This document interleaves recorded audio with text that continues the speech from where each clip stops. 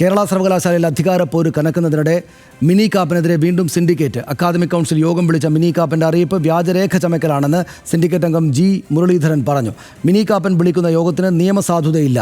നിയമവിരുദ്ധ നടപടിക്കെതിരെ registrar K S Anilkumar നടപടി സ്വീകരിക്കുമെന്നാണ് സിൻഡിക്കേറ്റ് കരുതുന്നത് എന്നും ജി മുരളീധരൻ പറഞ്ഞു. രജിസ്ട്രാർ എന്ന പേരിൽ ഒരു കത്ത് പോയിട്ടുണ്ട്. രജിസ്ട്രാർ ഇൻചാർജ് എന്ന പേരിലും ഒരു കത്ത് പോയിട്ടുണ്ട്. അപ്പോൾ ഇതിൽ തന്നെ ഒരു ദുരൂഹതയുണ്ട്. കാരണം ഇതൊരു വ്യാജരേഖ ചമയ്ക്കലാണ്. അത് രജിസ്ട്രാർ നിയമപരമായി അതുമായി ബന്ധപ്പെട്ടുള്ള നടപടി സ്വീകരിക്കുമെന്നാണ് ഞങ്ങൾ പ്രതീക്ഷിക്കുന്നത്. ഓഗസ്റ്റ് 14-ന് അക്കാഡമിക് കൗൺസിൽ വിളിക്കാനാണ് മിനി കാപ്പൻ നോട്ടീസ് നൽകിയിരിക്കുന്നത്. സിൻഡിക്കേറ്റ് വിളിക്കണമെന്ന ആവശ്യം അവഗണിച്ചാണ് മിനി കാപ്പനെ മുൻനിർത്തിയുള്ള VCയുടെ നീക്കം. വിവരങ്ങളുമായി ഹാൻസ് ജോൺ ചേരുന്നു. ഹാൻസ്, ഇതിപ്പോൾ ഒട്ടും പരിഹാരമാകാതെ പരസ്പരം കുഴപ്പത്തിലാക്കിക്കൊണ്ട് ഈ കാര്യങ്ങൾ മുന്നോട്ട് പോവുകയാണല്ലോ. പരസ്പരം കുഴപ്പത്തിലാക്കുക മാത്രമല്ല, സർവകലാശാലയുടെയും വിദ്യാർത്ഥികളുടെയും മുന്നോട്ട് പോക്ക് ആകെ തന്നെ പ്രശ്നത്തിലായിരിക്കുകയാണ്. എന്താണ് ഇന്നിപ്പോൾ ഉണ്ടായത്?